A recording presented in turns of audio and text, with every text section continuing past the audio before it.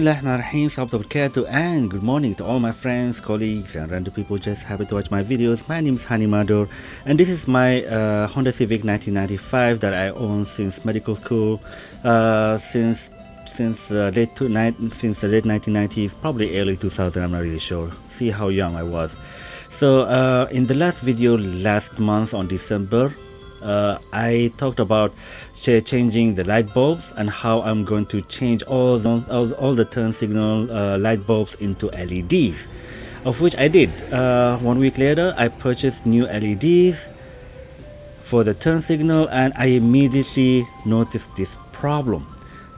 I noticed that the LEDs are flashing too fast, much faster than regular bulbs, which made the problem of last month much worse. In fact, there are many comments online from the same shop about people having their LEDs flashing a bit too fast than they bargained for. So I did what most people would do. I opened YouTube and researched about the matter, and it seems this is a very common problem. And this common problem comes in different names, such as the hyperflashing of the LED turn signal lights, or the rapid blinking of directional LEDs, or something to that effect.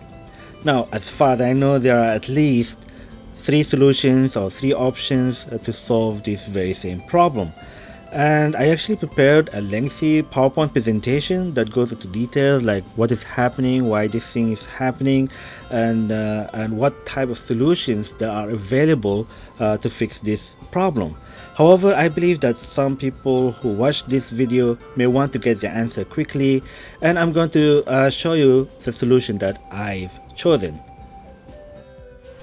And it starts by opening the panel right under the steering wheel by removing the 3 screws over here, which would be easier using both hands.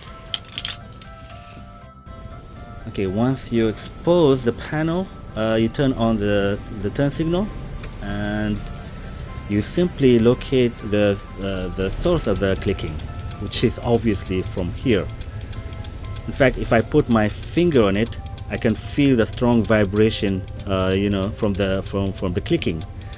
Now there are other relays nearby, but they do not vibrate as much as this one. So this is the offending relay, and this is the one we are going to change.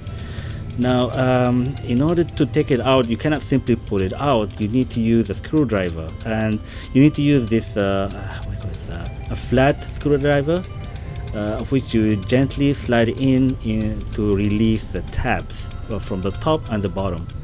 Now I feel I need to elaborate further about about releasing the relay, because I have seen a video on YouTube of someone breaking the tabs in order to free the relay. But if you look closer here, there are 2 hooks or 2 arms, whatever you wish to call them, and they are held back like this with 2 arms, one in the top and one in the bottom. So you simply insert the screwdriver, the flat screwdriver, between, I don't know what you call it, the sleeve and the tab, and you just gently push it upward to release one side of it.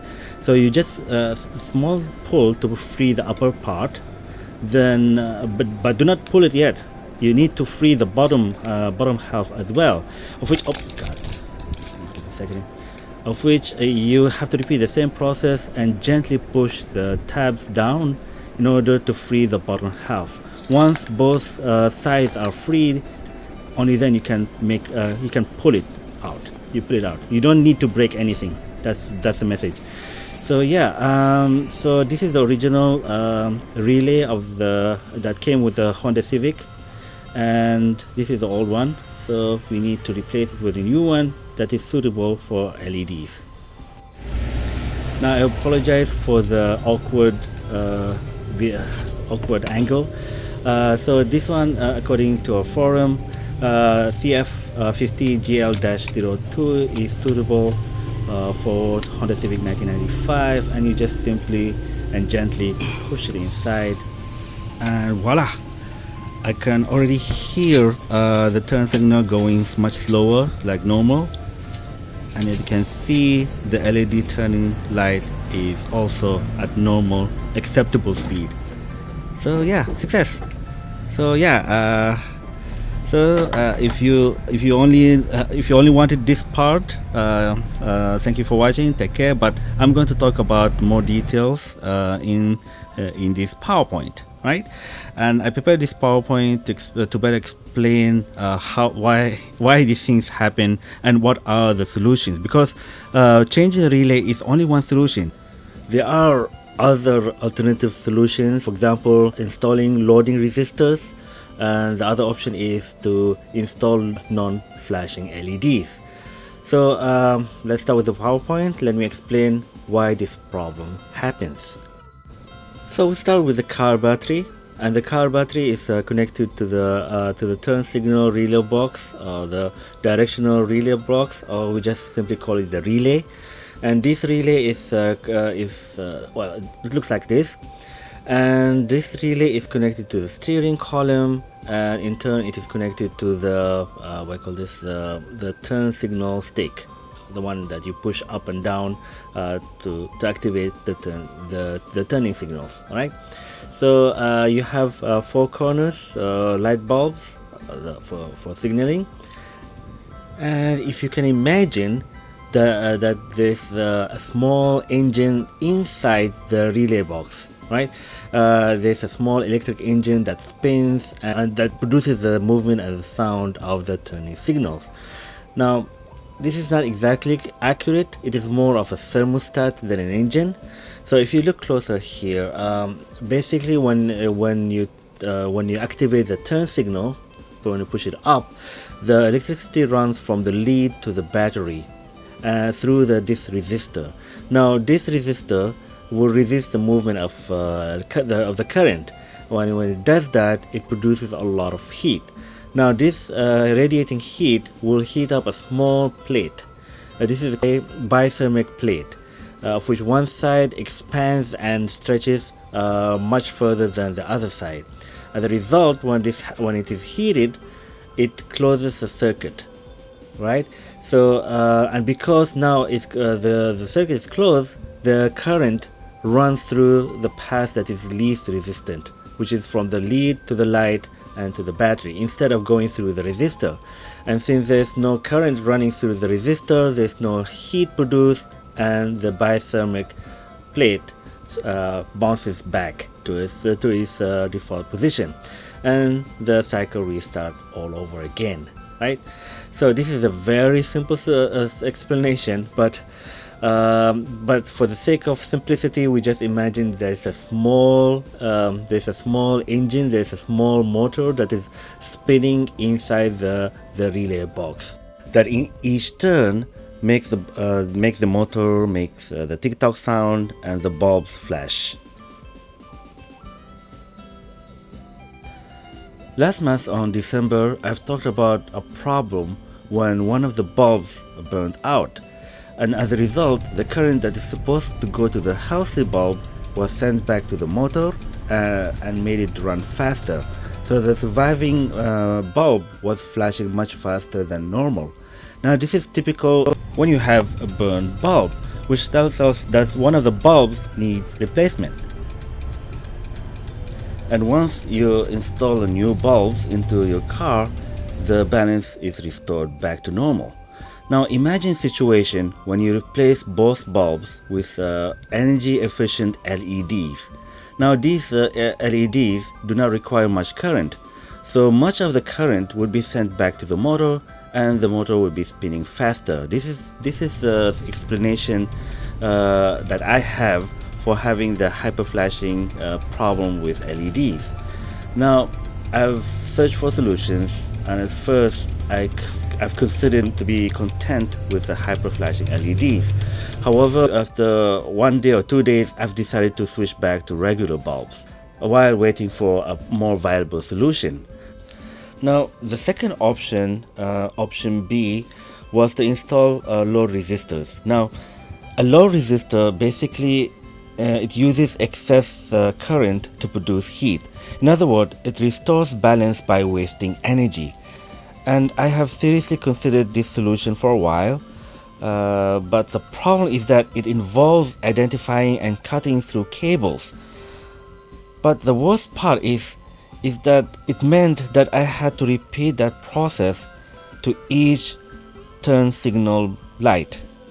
In fact, I've just remembered my Honda Civic has 6 exterior turning signal lights, of which it meant that I had to install 6 load resistors in my car, which is too much work. This is assuming that I was brave enough to cut through cables. So no, I've pushed that option to the end of the list. So I've looked to other options. Now option C sounded like the best idea, was to install a special type of LEDs that were specifically designed to solve the hyperflashing problem, and they come by different names like no resistance required LEDs, no hyperflashing LEDs, or some other variations. Now these LEDs are slightly more expensive and slightly less available, but it is still a good option. And to be honest, I really wanted to buy a new set of LEDs, but it felt like a waste to buy a new set of LEDs after I've already bought a set of LEDs. So yeah, this option is probably best for those people who have not bought anything to solve the problem. Now so yeah, I've put that option in the maybe category, and I moved on to the next option, which is option D. Now in option D, it tackles the heart of the problem itself, the relay.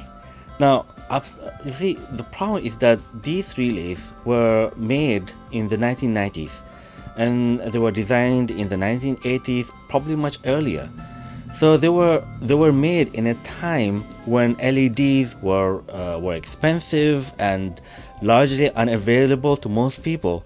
So the designers did not anticipate that someday we would be using cost-effective energy-saving LEDs.